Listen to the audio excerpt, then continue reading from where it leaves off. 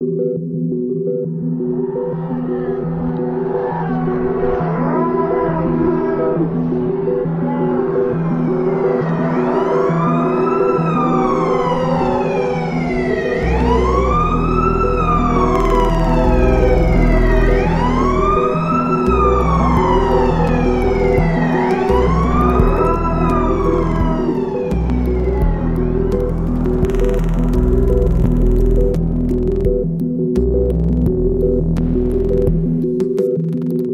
hello, my name Yeah, is Wojciech Pecka, and this is podcast Heatwave.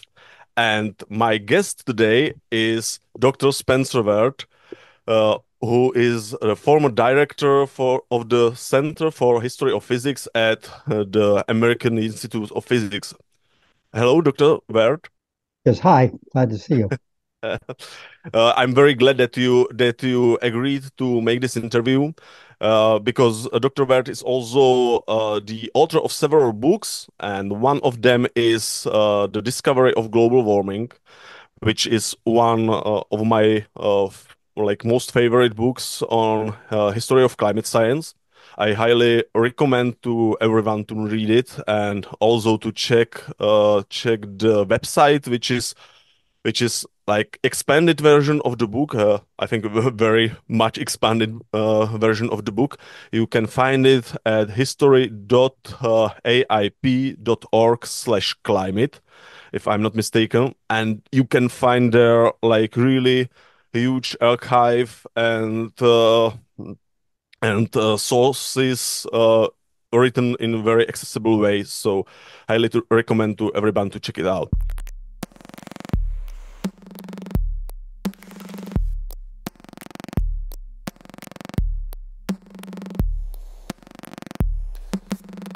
When I was reading your book, I just like it came to my mind that we sometimes think about the issue of global warming or climate change as something like recent phenomenon or recent problem. But when read your book, I realized that the origins or history of climate science is much longer.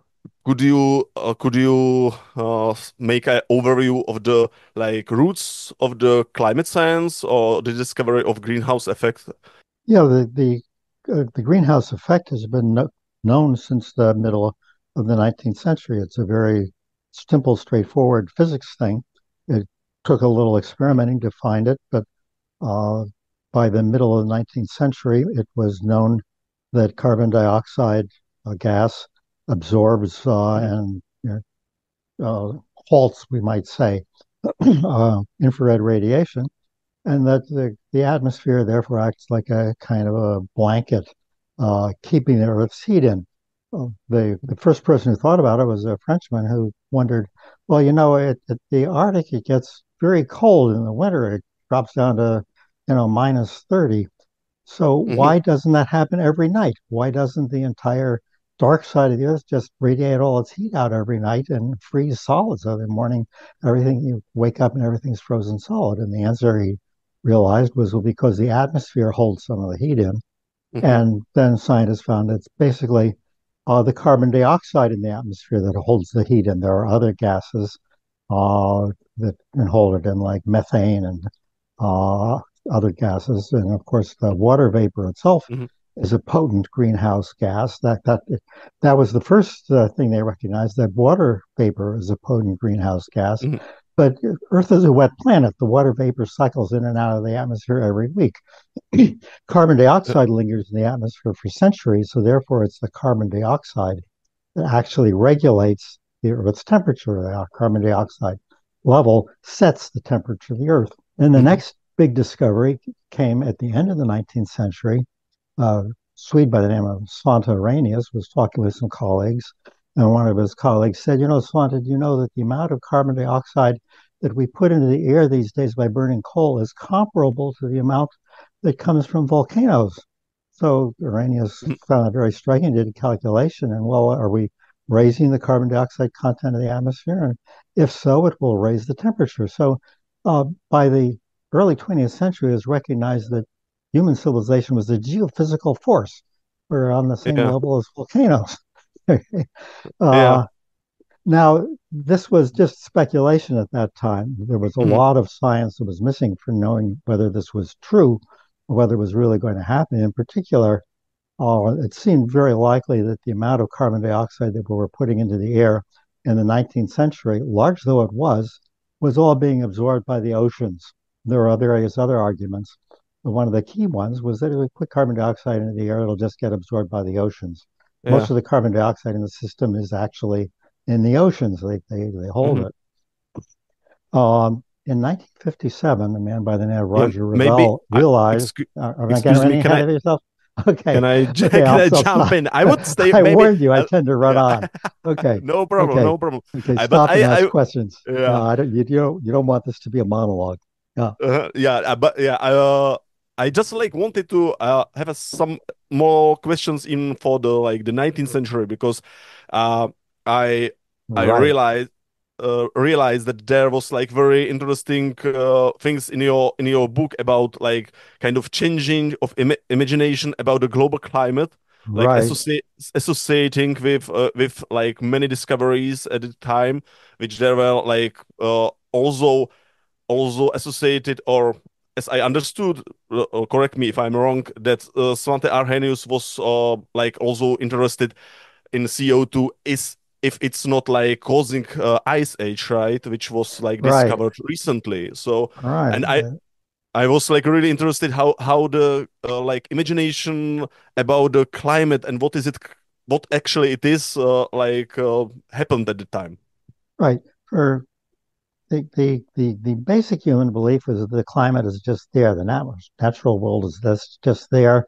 If you trace it back, it's kind of a religious belief that God created the Yeah. world as a suitable habitat for humanity, and it was just going to kind of stay the way it was. You know, it might have warm spells and Hmm. cold spells and so forth, but the basic idea was that we had this natural balance. It even became kind of a scientific idea that the balance of Yeah. nature, no matter what you do to it, man is just a puny little thing compared to the vast forces of nature.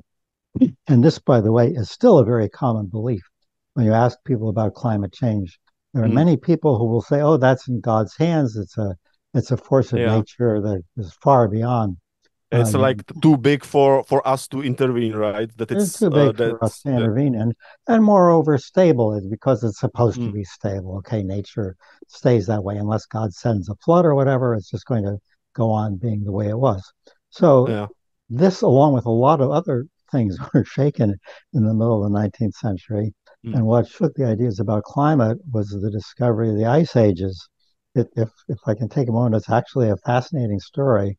There yeah. was a there was a Swiss hunter of chamois, the antelopes, that live in the high Alps. And he Hmm. served out as a guide. And one day he was hired as a guide by a visiting geologist. And this guide said, I want to show you something. Look here. See these Mm, rocks here down at the bottom of the valley? They look just like the rocks up at the top of the valley that were pushed there by glaciers. And in fact, you can go hundreds of miles away and find these rocks that look exactly like they were pushed by glaciers. Well, yeah. geologists took this seriously and started talking with other Mm, geologists. And eventually, it took quite a while because it was such an incredible thing. And they mm, realized that all of Northern Europe and all of Northern North America had been covered by masses of ice miles thick. So yeah. this was long ago, but it was still within a lifetime, within the period of humanity. The Neanderthals had seen these huge glaciers. So climate wasn't nearly as stable as everyone had thought.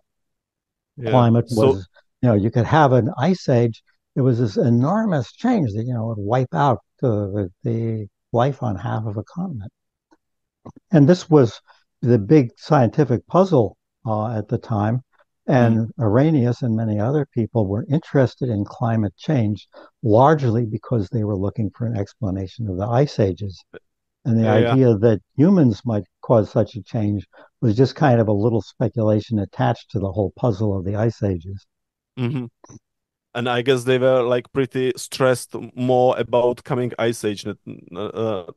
more than about coming global warming, Yeah, right? why do you want to know about ice ages? Because, it would happen again. Now, they believed at that time that ice ages took hundreds of thousands of years to come Yeah. in. At that time, the idea of rapid climate change had not yet Mm, arrived. But, so it was, again, it was the sort of feeling that nature is basically benign. And if there are climate changes, it's not really something we should worry about on that scale. That yeah. was the viewpoint up basically until the Mm, atomic bomb. When the atomic mm, bomb came along, people began to see that humanity could, in fact, be a geophysical force and of course. was beginning to acquire the capability of massively altering the environment. Hmm. Yeah, and like staying a bit with the ice ages, how this issue was resolved at the end. What how the scientists like did they come with some like hypothesis? Yeah, What's okay. causing it? There were lots of hypotheses. The carbon dioxide was one of the minor ones. There are changes in Hmm. ocean currents, this, that, and the other thing, changes in solar radiation. There's still people who believe that changes in the sun are the main cause of climate change, just because you look at the sun and Yeah. you feel it and you think, boy, if anything changes there, that's definitely going to change the climate. And it's only fairly recently that we were able to nail down that the sun just doesn't change that much over, the last Hmm. million years. It just hasn't changed. So there are lots of hypotheses, and one of the more interesting ones, which actually came along quite early, was changes in the orbit of the Earth. The Earth's orbit isn't entirely stable; it gets sort of Hmm. pushed and pulled this way by Jupiter and the other planets, and so there are periods. For example, right now the Earth is closer to the Sun in the northern Yeah. hemisphere winter. It sort of seems it seems Hmm. contrary. Why? Well, because the Earth is tilted, so that's the main thing. But there are other times when the orbits change, and the Earth is closest to the Sun in the northern hemisphere summer. And that's obviously going to make some climate changes. For one thing, it means that Hmm.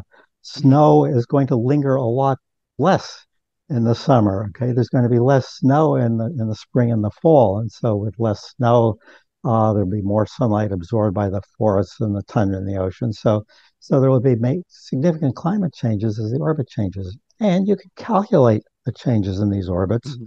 It's just a simple astronomical problem. And it took quite some time, but in the 1970s, let's say, people were able to get enough information on climates of the past that they found that, yes, the timing of the ice ages does in fact correspond to the changes in the Earth's orbit. So the Hmm. timing of the ice ages is set by the changes in these orbital parameters. There's just one Yeah. little problem, in that if you calculate what these changes in sunlight should do, it's minimal. It should Hmm. not be enough to change the whole Earth climate, to bring on an ice Yeah. age, just by these little shifts in the orbit. And the answer, I will jump ahead to the answer, which Yeah. Yeah. Okay. wasn't really worked out till the 90s, was Hmm. that these little changes in sunlight, they'll heat up the oceans a bit. Let's say you change things a bit so the oceans heat up a bit, then the oceans evaporate carbon dioxide. Warm water doesn't hold as much carbon dioxide as cold Hmm. water. So there's a little more carbon dioxide in the air. Well, with a little more carbon dioxide in the air, you get warmer still. It's a feedback. So more Yeah. carbon dioxide evaporates. And so it's the feedback of carbon dioxide and other gases like methane, especially carbon dioxide and so forth, that cause the ice ages. The timing is set by the Mm. changes in the Earth's orbit, but the actual thing that changes it, that causes an ice age or brings it out of an ice age, is the rise and fall of carbon dioxide to Yes. amounts, So incidentally, which are comparable to the changes that we are now doing now. The amount of change in carbon dioxide in the atmosphere to cause an ice age is similar to the amount of change in carbon dioxide that we have seen since 1950, okay. So except it's basically, warming instead of cooling. yeah, I see. But basically the quite significant is that the system like this initial pushed like with like with the small like energy change or coming from the sun because of the changes of orbit, and then it amplifies the initial change, right? Right, Can I? exactly. It's what we call a positive feedback, which may not be Mhm. so positive. Another term in English is vicious cycle or vicious circle. Yeah, I see. Okay, so that's like another argument that the climate system is could be like inherently kind of not so stable as it was like believed in the 19th century. Exactly. In fact, if you go way back, if you go back Mm, 40 million years or mm, 100 million years, you find even bigger changes. You find changes even bigger than ice age changes. In dinosaur days, there were crocodiles near the North Pole. yeah, So they can be yeah. very big changes. They're Hmm. entirely possible in the climate system. If you go really far back, several hundred million years, you find a time when the entire Earth was frozen over there. The whole thing was in an ice age. So you can have really big changes. The system is not as stable as we would like. Yeah, I see. Um, okay, and what happened then? If the people from the beginning were more concerned about the ice ages than global warming, when someone realized that also the anthropogenic warming could be a problem. Right. So two things happened. First, as I said, the atomic bomb came along, environmentalism came along, uh, and also the people became aware that the Earth's population and industrialization were increasing exponentially. Okay, by the 1950s, there were about four times as many people in the world as in Arrhenius's day, and per capita they were emitting about four times as much carbon dioxide and other pollutions. You had, 15, 20 times as much carbon dioxide going in. So if in Arrhenius's day it didn't matter much, all of a sudden there was a lot more going on. People Mm, were recognizing that humanity was really doing a lot to the planet. And the other thing was on the scientific front. Uh, Most specifically, a guy by the name of Roger Revelle looked at how well the carbon dioxide did get taken up by the oceans, and he discovered a problem. Uh, the oceans are not just salt water, they're a rather complicated thing, what the chemists would call a buffered solution, which means that as you add more carbon dioxide, they become a little more acidic. And because they're acidic, their ability to absorb carbon dioxide mm, decreases.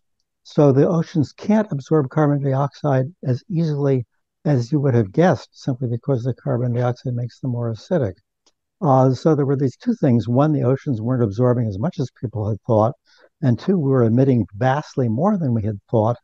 And I should add three, you look ahead to the end of the 20th century, you find that humanity would be, again, you'd have two times as many people and two times as much emission per capita. So by mm, the end of the 20th century, Ravel said there's going to be a problem. We're going to have a problem by the end of the 20th century, which incidentally mm, was very accurate. Uh, that in fact it was, at the end of the 20th century that the problem became visible. And many people in the 1950s, 60s, 70s said we won't really see it happening until around, the year 2000. And that was exactly when it became undoubtedly clear that the Earth was warming because of the greenhouse effect.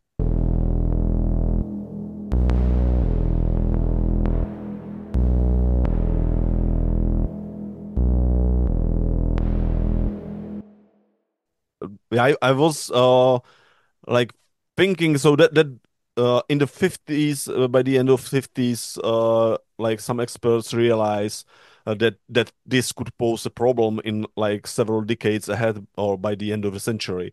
And but at the time it was like, I guess, like more like hypothesis which needed to be explored more, or Yes, how did it that's develop exactly right. later, like, and Yeah.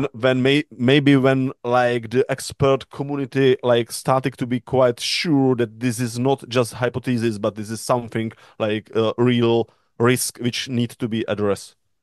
That's exactly right. Initially, Revell and everybody else said, well, this could be a problem after the year 2000, which instantly seemed very far away in those days. If Mm. you think of that generation, they'd been through the Depression, they'd been through the First World War, they'd seen the atomic bomb. They couldn't Yeah, imagine what was going to happen 10 years ahead, and to imagine what would yeah. happen 50 years ahead was very difficult for them. So they weren't too concerned about it. Plus, they realized that it wasn't nailed down, and there were a lot of other possibilities. And through the next 20 or 30 years, people kept raising doubts. Um, if you wanted a date for when people began to say, "Hey, it's not enough Mm, to study; we have to do something about it," there's a mhm, very clear date, which is 1985. There was a Mm, conference of scientists, and there was some new scientific information at that. And that is, well, we're always worried about carbon dioxide. We haven't been paying attention to methane or to nitrates or mhm, to the CFCs, the yeah, chemicals that destroy ozone, but they're greenhouse gases too. And not only that, they're rising in the atmosphere much faster than carbon dioxide. The methane in the atmosphere was just exploding from mm, various human activities. And so they're adding as much stuff as the carbon dioxide. So suddenly the greenhouse effect was going to come on, global warming is going to come on twice as fast as people expected. So the science was okay, we actually are running out of time. We've done enough studies. It's time for us to do something. And that was the beginning of the actual political yeah. efforts. Yeah, and could I ask you how this science was like, or at least what I got from the study of this like history, it seems to me that it's kind of like centric in the U.S. and then Western Europe, but sometimes also Soviet Union. Can you like make a brief like Sure. overview of the science, like science center geographically, and why was it in some region more developed than in the others? Okay, sure. Okay, if you go back to the 1950s, half of global industrial production was in the United States.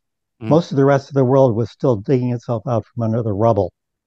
Mm-hmm. Uh, Moreover, with the atomic bomb and radar and so forth, the United States had recognized that science was extremely important, especially with the Cold War coming on. Science was important for national survival. So the United States had far more spare cash than anybody else in the world, and they were far more willing to just shovel it out to the scientists. So even something that was quite obscure, like the study of climate change, got bucketfuls of money just because there was all that money available. Uh, and this Mm-hmm. this trend continued. It just got lower and lower and lower. At this point, and when we come to the present day, China is beginning to publish as much and as significantly as the United States. But it was a very slow process. It was Yeah. Western Europe that caught up first. The Mm-hmm. Soviets, largely because they were in the Cold War, also gave a lot of support for science. They had less national wealth, but they had great respect and produced a lot of good scientists. The British were perhaps the first to come along just because they had come through the war pretty well, and Germany kicked in a bit later. It's Yeah. still the field is still largely dominated by the United States, although in some areas I would say that the Chinese are now publishing. Uh, it's a little difficult to tell because a lot Yeah. of the Chinese authors actually turn out to be living in the United States.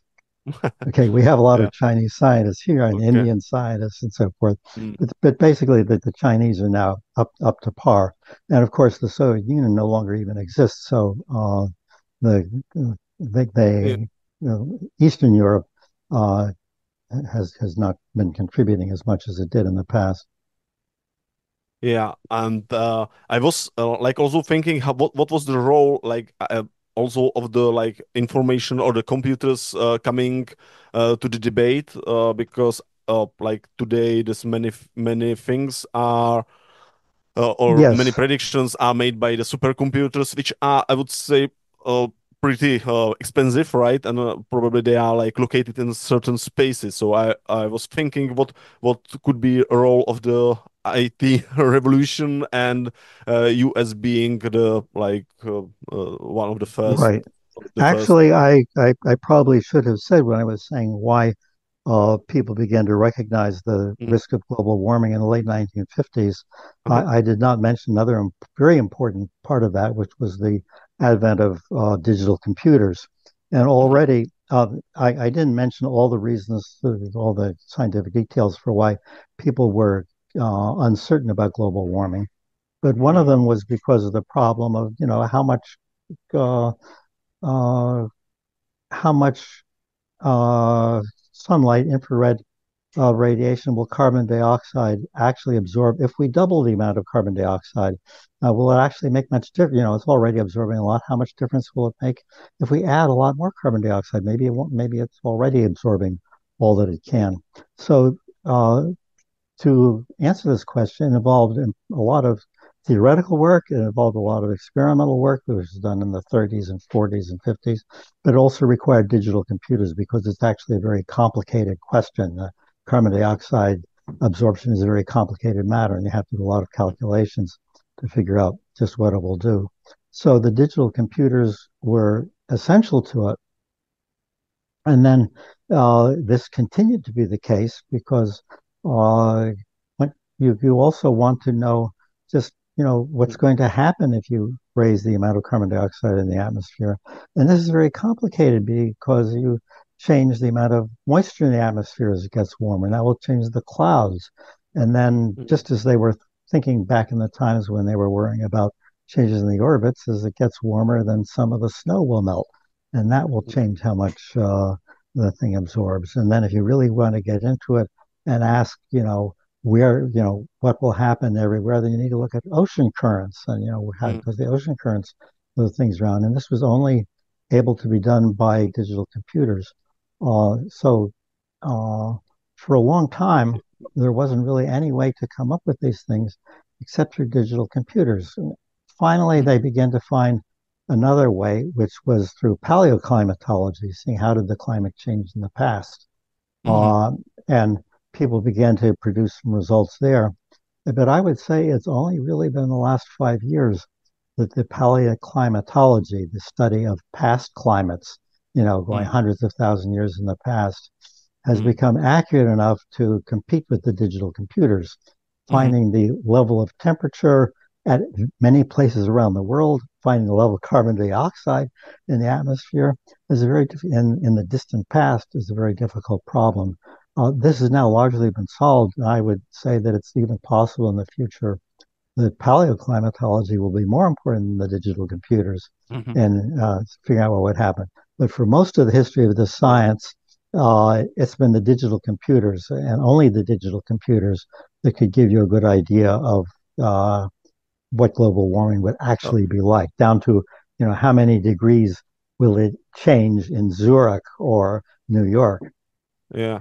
I see. And like, um, do you know like when the like no, or can you give our more like overview of the evolution of the climate models or because I guess it has to be like new technique. People need to they're like I guess skeptical Okay, about the results and what are the first right. results if they were reliable and when like someone realized okay this thing actually can be trusted and how they knew that it could be trusted. Right. Okay. Well, it's a long and complicated story, but people Mhm. did have reasons for questioning the climate models. Were they treating the clouds correctly? For Mhm. example, were they treating the oceans correctly? The I think most scientists thought that they seemed pretty reliable, but you want to have real world checks on it. And there are many ways of checking it. I'll mention a few. Okay. Number one, I'd have to look up the exact year, but uh, the biggest volcanic explosion of the 20th century, Mount Pinatubo in the Philippines, exploded and sent Mhm. an enormous cloud, I suppose the size of Czechia, of stuff into the atmosphere. And Jim Hansen, one of the climate modelers, said, "Oh, this is a natural experiment. Let's run this new stuff in the atmosphere into our model and see what it does." And he ran it into his model and said, "Well, the northern hemisphere should cool off by a degree or two for a couple of years until the stuff falls Mhm. out." And so they waited, and then, yes, exactly what happened. His model had correctly predicted what it would look like. Now, that's one. Now, here's another one, which is I find much even more interesting. One of the big criticisms of the climate models was that they didn't always agree with the paleoclimatology. Mhm. Uh, Back in the 80s, people had started to do good Mhm. paleoclimatology by things like digging up cores of mud from the seabed and looking at the Mhm. tiny seashells there that had fallen down from the surface. And you can look at these seashells and you can get some idea of the carbon dioxide, and in particular the temperature at the Mhm. sea surface back during the last ice age. And then you can take the models and run them for conditions in the last ice age and see what sea surface temperature they get. And they didn't get the right sea surface Mhm. temperature. So people tweak the models and tweak the models. They beat the models, but they could not force the models to give the Okay. correct sea surface temperature for the height of the last ice age. Mhm. Then there's this guy, Lonnie Thompson. Thompson said, let's find out the temperature in the tropics another way. And he went up into the Andes, where there is, in fact, ice going back all the way through the past ice age. Thompson's probably spent more time at altitude than any other human being, at great risk to his health and life, by the way. And they drilled out and they found, oh, these guys with their little shells, that's very complicated analysis. That was wrong. From the ice, Mhm. we can find that the tropical surface temperatures were, in fact, just what the models said they should have been. So Okay. the models were right. The data was wrong. Okay. Now, Mhm. third, and the most interesting and important one, and also incidentally the last great achievement of the Soviet Union, the Mhm. Vostok station in Antarctica. Okay? Vostok Mhm. is at the most remote spot on the face of the Earth. It's Mhm. probably the coldest. It's also the sunniest because it never rains or snows there. Uh, and the Russians set up a drilling station there to drill down through 2 miles of ice and get this Mhm. ancient ice. It was supplied once a year by tractor cranes crawling across the ice. They spent the Mhm. winter isolated. Some of them died. It was a truly heroic undertaking. And the ice they came up had in it carbon dioxide, and it had from the water you could determine the temperature. And in fact, they found that this is the best paleo evidence. They found that both the carbon dioxide and the temperature went up and down through the past ice ages, and they went up Mhm. and down exactly to the degree that the Mhm. models predicted. The Mhm. models, the computer models, and the ancient ice both gave the same numbers. Now, this is one of the basic premises of history of science or the philosophy of science. Mhm. If you get the same number from two totally different ways, then you Mhm. begin to think that you have your finger on some kind of reality. Okay, I know also that you make oral histories with some Soviet climate scientist or Yes, then a Russian with Mikhail Budiko, right? yes, And yes. I have to tell you, this isn't for your yeah, podcast, but I was particularly proud of myself that, the Slavic language is quite different from the English yeah, language. But I was proud of myself that I was able to talk to his secretary and arrange a time for the interview in yeah, Russian. I'm very proud of yeah. myself. Oh, great. And how was the interview? Oh, he was very gracious. He was recognized as a very prominent scientist. Of course, Mm, we did not talk about the politics of science. yeah. This was not in St. Petersburg. This was in Leningrad. Okay, so But it you was have just to. like after the like Cold War ended, no, right? That's Or right. That's right. so there has to be I'll tell also I'll like tell you another story. exciting times. I was in a group of historians. We were Mhm. being shown around, okay, by a Russian historian, uh, Yeah, and we went past the Winter Palace, and he says, "Hey, this is the Winter Palace which the Bolsheviks attacked in 1917. yeah, If only they had known. If only they had known." So that was when it was just beginning to open up. That was Perestroika. That yeah. was the time of perestroika. Mm, So I interviewed Budiko in the time of perestroika, but I still did not feel it was free or even necessary to ask him about the politics of Russian yeah. science, how he was funded, and so forth. Mm, These are interesting questions, but uh, Budiko, after all, was a fairly old man. He had been in the Soviet Union, all this time. So you would not expect him to talk about anything political or about the mm. bureaucracy of funding and any of those things. It would have been impolite to ask him. Yeah, I see, but what was like fascinating for me reading the interview that as I understood, Buriko was also one of the first scientists who like in the Soviet Union came with the idea that actually with this amount of CO2 coming into the atmosphere, the world like will inevitably warm. Uh, if I'm right, which was not like, as I understood, it was not at the time in Soviet like Yeah, science and it quite was not very acceptable. well known Yeah. either. Not only that, he made an important discovery. It happened, it Yeah. was made at the same time by another person in the United States, and Mm. communication wasn't so good, so they didn't know about it. But they Hmm. both made it a very important discovery. Now, I mentioned to you that there was a time in the distant past when the Hmm. Earth was entirely covered with ice. Yeah. Uh, Both Budico and this other guy predicted this. Budico, just talking about Budico, recognized the possibility of a runaway greenhouse effect, or if you like, a runaway anti-greenhouse effect, and recognized that it was physically possible for the climate system to crash and just for everything to turn to, so that the Earth would turn into a gleaming ball of ice. So this Oh. seemed, very radical. And it was rather quite some time later that glaciologists said, oh my God, it actually did happen. In fact, it Hmm. happened two or three times in the distant past. Uh-huh. And Budico had discovered the mechanism for this even before it was known. Okay. He also, and you turn it the other way and you get the runaway greenhouse effect and you get Venus. Mm. The other thing that Budico was a pioneer in was what we now call global geoengineering.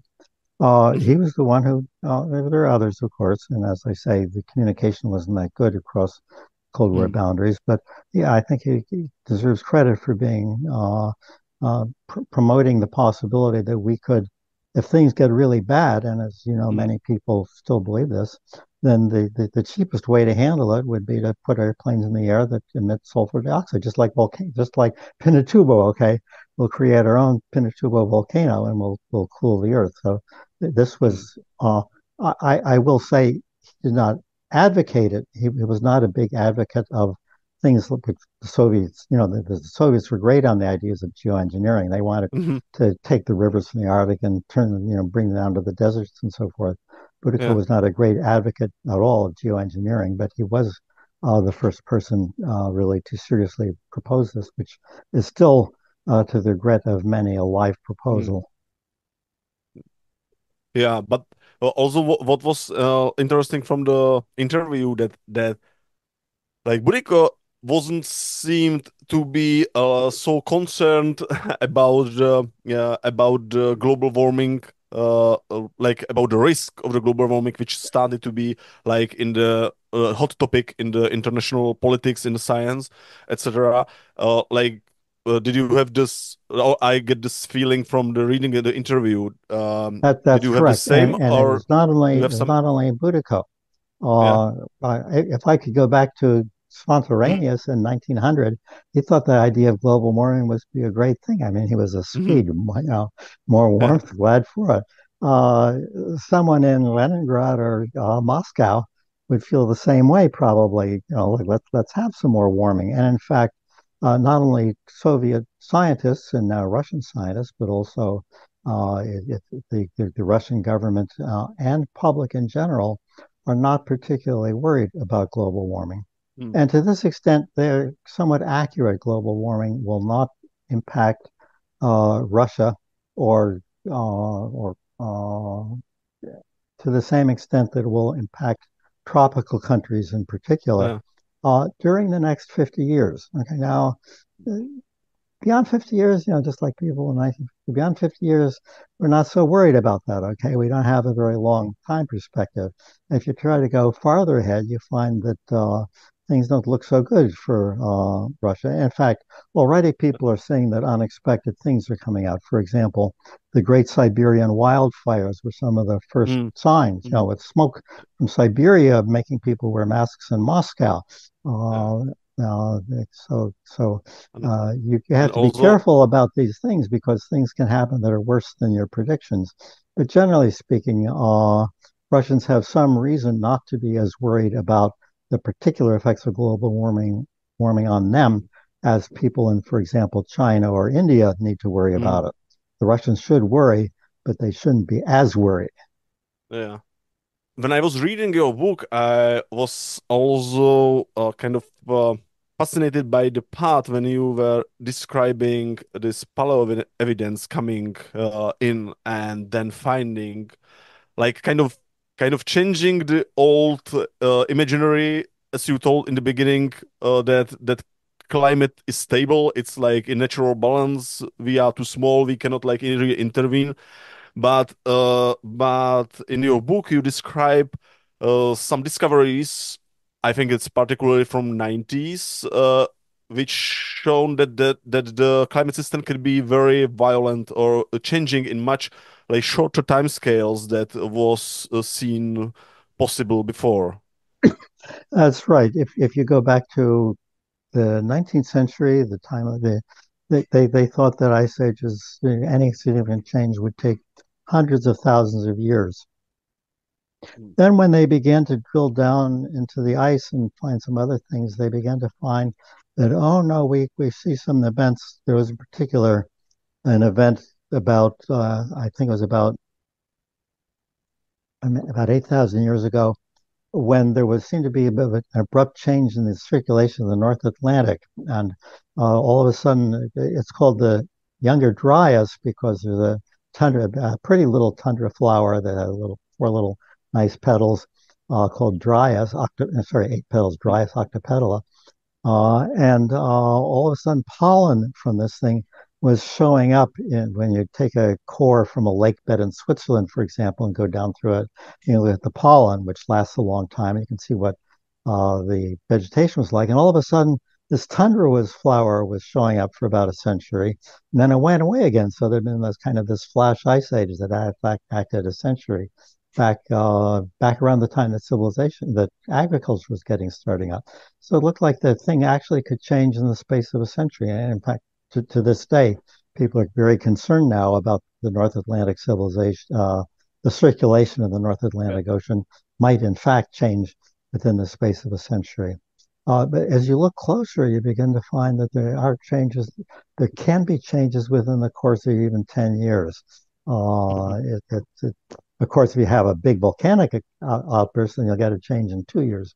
So people begin to recognize the possibility. And I think this possibility is still not assimilated in not only in popular consciousness but in scientific consciousness. Now, mm. we have had movies. There was the to Day this after date tomorrow. the only widespread popular movie that addressed global warming is this movie, The Day After. Okay, there have been no other movies before or since, mass market movies that addressed climate change. Mm, And it had a scenario, being Hollywood, it had a scenario which was very much like the scenario that the same director had used in a lot of other movies and other topics, in which there's a terrible catastrophe that happens within a few years. The scientists said, no, no, no, it can't happen that fast. It's going to take many decades. We're not so sure, actually. Scientifically, it's still an open question, but mm, most of the scientific community, as well as the general public, really cannot grasp the fact that something terrible could happen in 10 years, if not yeah. globally, then within a region like, let's say, the North Atlantic region, which includes the United States and Czechia, that there Mm, could be a massive change within as little as 10 years. Well, I think this is hard for anybody to grasp, mm, but I think if you look you'll sort of look in the footnotes, you'll see that they say, well, maybe there is a 5% chance that this can happen. So a mm, 5% chance, well, yeah, okay. If there's a 5% chance that your house is going to burn down, then it's something to consider, right? yeah. Yeah, and what would be like the reason for such like huge and fast change? Uh, well, again, I say it's quite speculative. Hmm. One possibility is that the North Atlantic circulation might shut down faster than you think, or Yeah. that it's hard to stop, you know, billions of countless tons of seawater from moving all at once, but it Mm, might cross some threshold where it gets low enough so that the North Atlantic Ocean would freeze over every winter. And that means that the winds that, this is directly relevant to Czechia. Right yeah. now, Czechia is at the latitude of Labrador, okay, which is frozen solid. Why isn't Mm, Czechia so cold? The answer is because Labrador is downwind from Canada tundra. Okay, so the winds that go over mm, Labrador are cold winds coming across the cold tundra. Czechia, the winds come across the North mm, Atlantic Ocean, which is basically the same temperature all year round. Now, if that Mhm. freezes over, okay, if the sea ice, if something happens with circulation, just enough that happens with circulation that the North Atlantic sea ice freezes over every winter, then the winds to Czechia will be cold winds. And all of a Okay. sudden, it's going to be 10, 15, 20 degrees colder every winter than it is now. Now, not very likely. If it does Yeah. happen, not very likely to happen fast. Mhm. Maybe only 1% chance, okay? Maybe 5% chance, but not a zero chance. Yeah.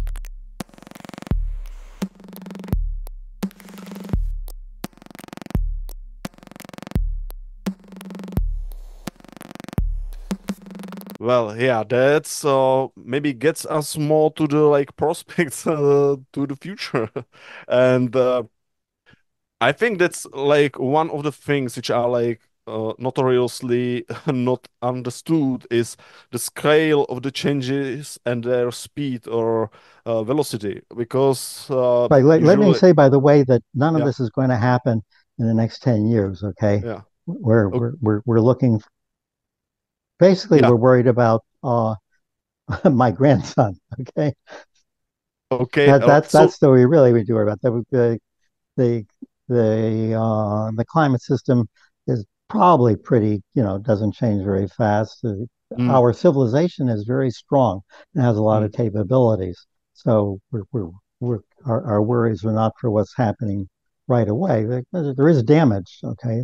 There is damage. It's going to be worse damage, mm, but it's going to be a while before the damage reaches a level that we realize, oh God, we should have spent an awful lot of money to avoid this, okay? How much yeah. money are you going to spend to avoid terrible damage 50 years from now? That's sort of a Mm. philosophical question.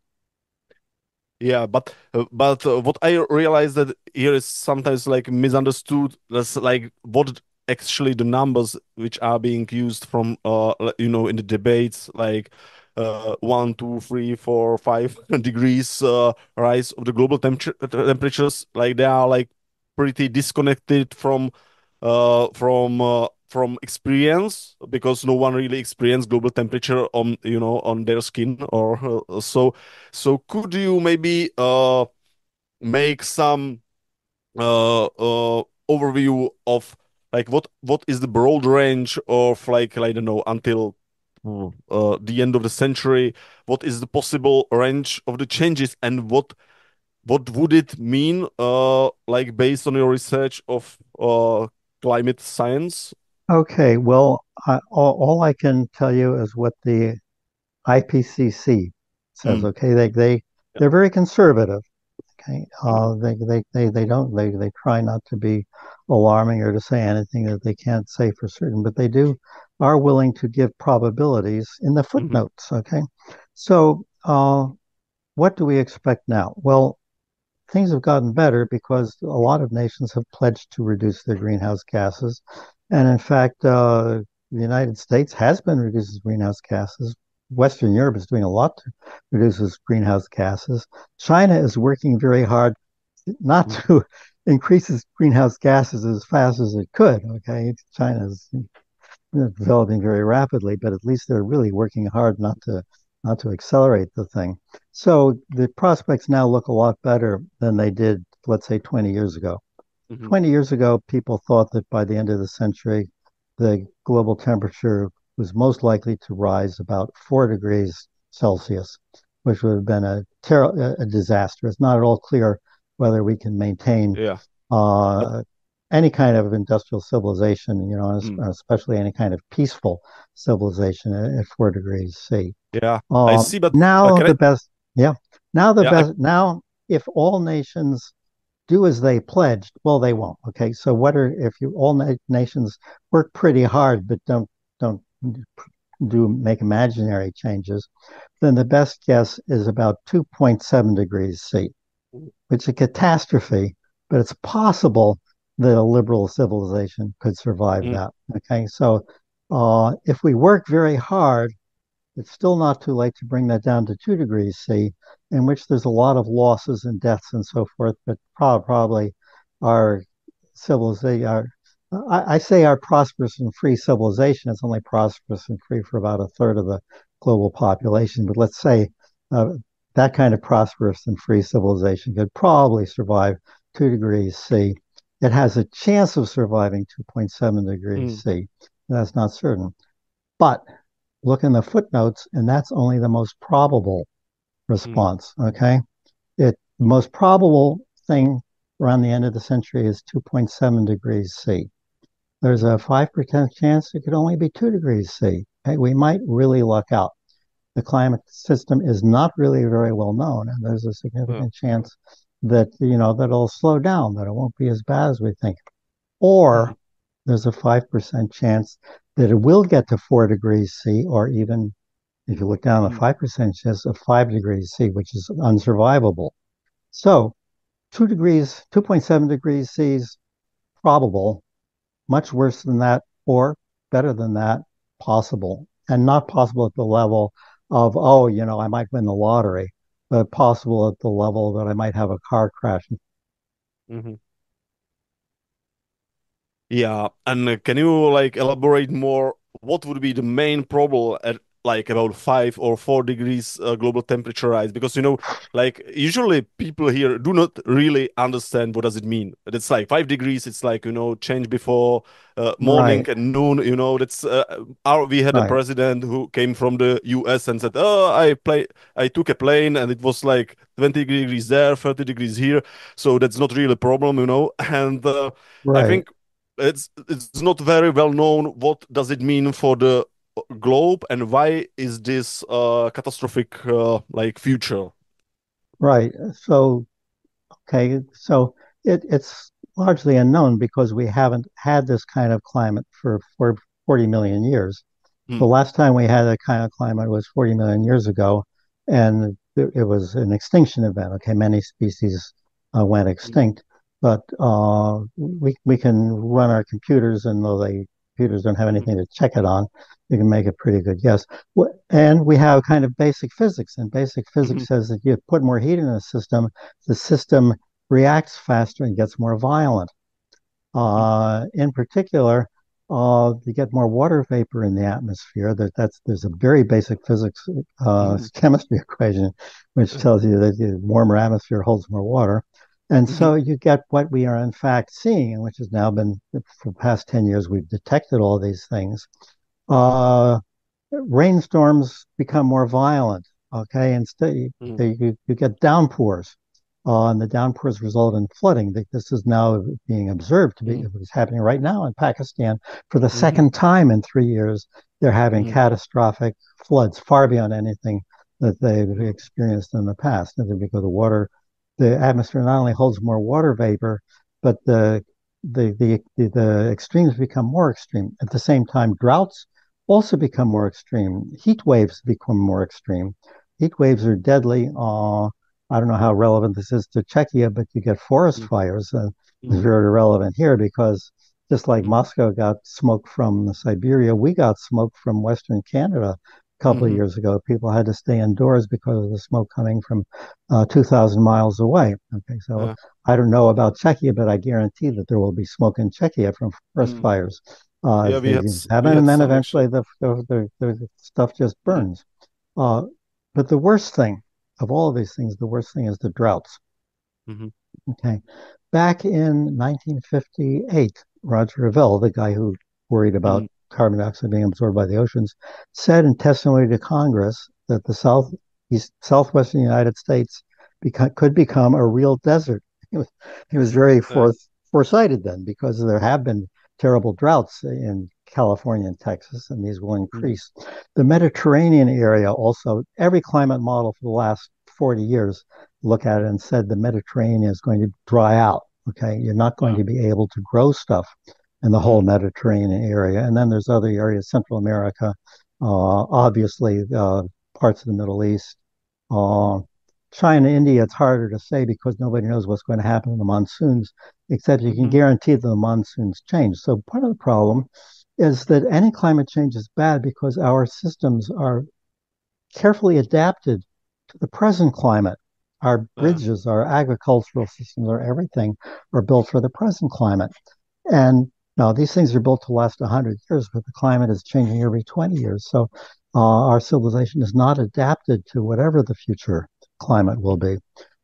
So again, for Czechia, the biggest climate problem is droughts, not in Czechia, but in many other places in the world. This means Mm, that the world food supply will become very tight, which yeah. means that people either have to uh, starve or move. Mm, Okay, most of them will move into neighboring countries, which means there will be wars and tremendous upsets.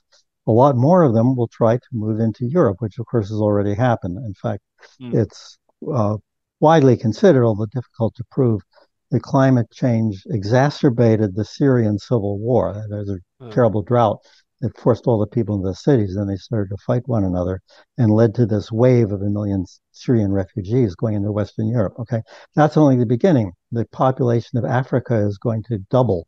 Mhm, And what happens when they all start to starve?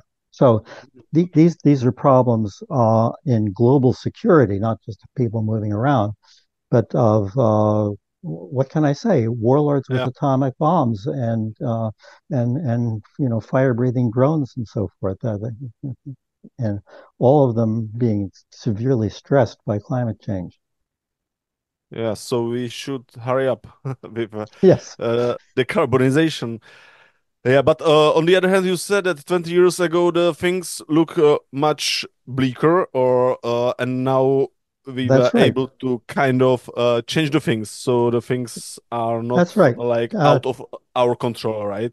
yeah, two things have happened. Governments have taken it seriously. Most governments are taking it very seriously. Biden, in particular, gets it. When Biden moved into office for about 4 years ago, he said his primary problem, primary Mm, address was to the existential problem of climate change. So there a lot of smart people recognize that. Uh, we can talk later about the smart people who don't. But anyway, that's yeah. one thing that has changed. And the other thing that has changed is the result of you remember that back in the early days, Mm, science just said, well, we need to do research. Okay. yeah. And one of the things they said is we need to do research on alternative energy sources. And the government said, Yeah. well, we can't spend a lot of money decarbonizing, but it doesn't cost much to invest in research on solar energy and wind turbines. And then when things got a little tighter, said, okay, so we'll subsidize solar energy and wind turbines. And the result, and I emphasize this is largely a result of people starting to worry about global warming, the Hmm. result is that solar energy and wind turbines have become very cheap. Hmm. And so just for pure economic reasons, we're starting to decarbonize. The same thing is true of electric cars. Okay, Yeah. governments have been and continue to subsidize them, and that is changing the situation. Now, the same thing should have happened, incidentally, for nuclear reactors, but that's Mm, another large story. The nuclear reactors may still be the only thing that saves us, and governments are putting a lot of money into research on new nuclear reactors, and this may turn out to be the most important expenditure of all. It seems like a very small expenditure compared to all the rest of the stuff we're spending on decarbonizing. But in the past, uh, mm. the small sums spent on solar energy research turned out to have been the most important sums spent. And this may be true in future of what we're spending now on trying to figure out how to build better nuclear reactors. We actually have like right now in the Czech Republic discussion. Our Minister of Finance is saying that we should not hurry up so much because we can adapt or focus more adaptation than on mitigation. I think we will see how the Czech Republic will uh, go forward in this. Yeah, And well, you need to mitigate also. uh, You need to adapt. yeah, You, there's no choice. If your bridges are failing, you have to build new bridges. mm, doesn't seem that everything is adaptable actually. And Yes, yes. We cannot adapt to 4 degrees. It's like saying you're running 104-degree temperature, your body will adapt to it. mm, It won't. Sorry, yeah, 104, that's Fahrenheit, but you know what I mean. yeah, I see. Yeah, and what do you think is like the biggest like obstacle on the to decarbonization? Because I see that this discussion is like actually it's pretty frustrating for me that I when I was reading your book, how like how many years like we were being warned, and then the action is I got a feeling that if at some point when there was enough arguments and enough evidence, if someone would take it more seriously, the problem could be kind of more solved in this moment. And what do you Yeah. think was the reason that we haven't solved it yet? Right. Yeah. The scientists in the 1980s, they said, oh, okay, we're going to tell them what this problem is. And then the government said, well, we'll come ahead and solve it. That has been very Yeah. disappointing to the scientists. The people weren't as rational as scientists are. Okay. So Mm, there's two big problems. One problem is simply human nature. People don't like to worry about things. They certainly don't want to spend money on something that will benefit, people in other countries 50 years from now. Okay, the main beneficiaries of money we spend now will be children not yet born in India. Okay, mm, but, our grandchildren will benefit, but everybody else, we're spending money for everybody in the world in the distant future, yeah. and human nature finds it difficult to take that kind of a broad view. What we all know the way we all know we should think, but we don't. Okay, people are short-sighted and selfish. So that's number one obstacle. The second obstacle is that people deliberately set out to exploit this temperature. And I'm speaking specifically of the fossil fuel corporations. We Mm, now understand that the proven reserves of coal and oil and natural gas. And by proven reserves, I mean stuff that people already own, that people lay claim to oil fields and coal fields and so forth. It's the assets of these companies cannot all be taken out of the ground and burned without destroying civilization. It's just physically impossible mhm, to take all this stuff that are the assets of these companies and burn them.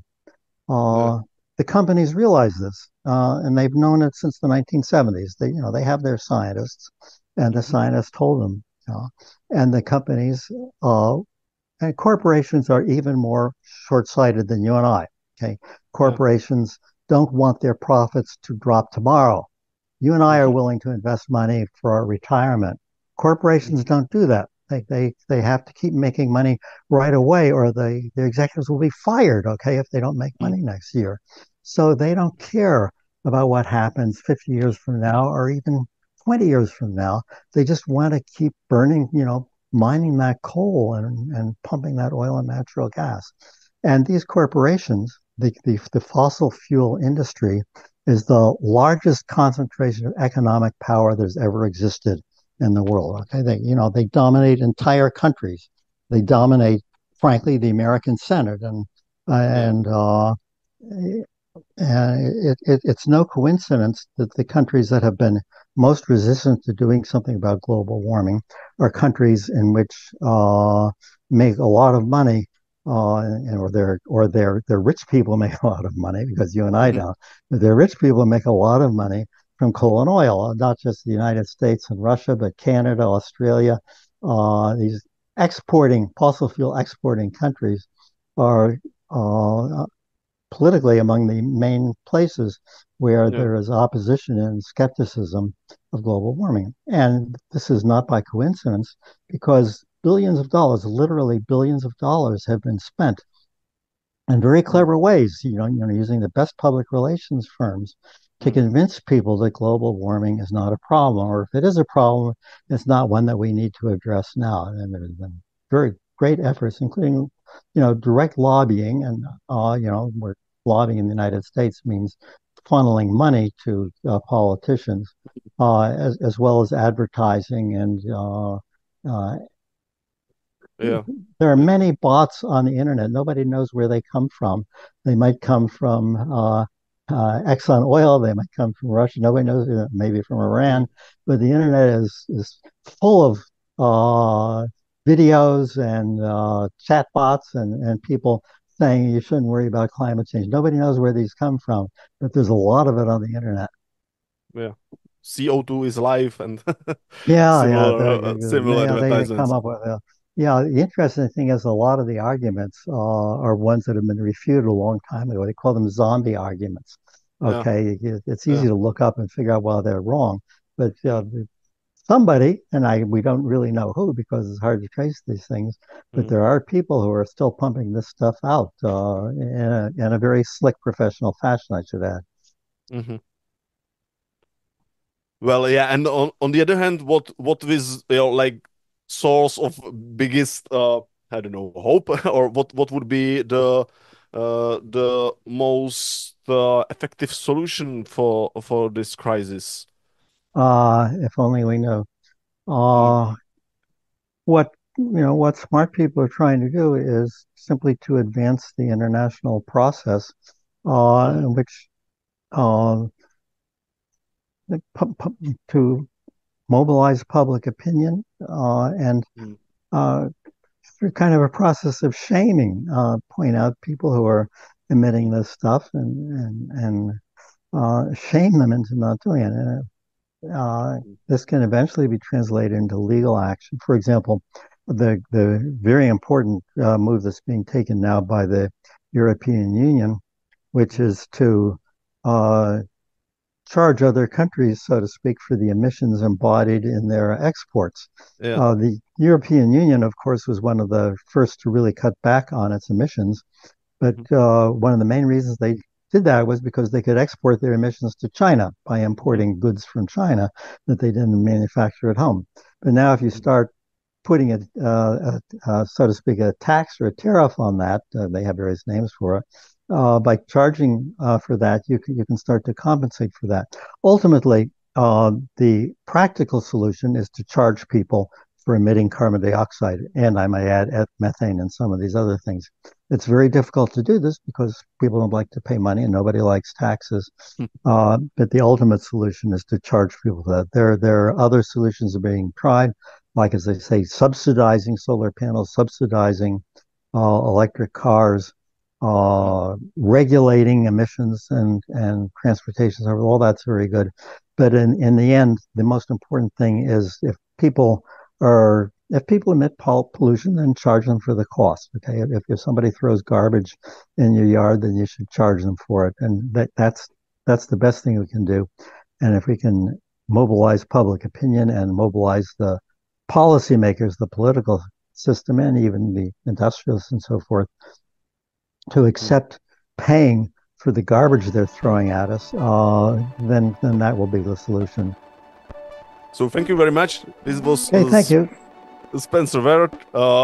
Check his website at history.aip.org/climate. Yeah. Thank you and have a nice day. Okay, thanks. Bye.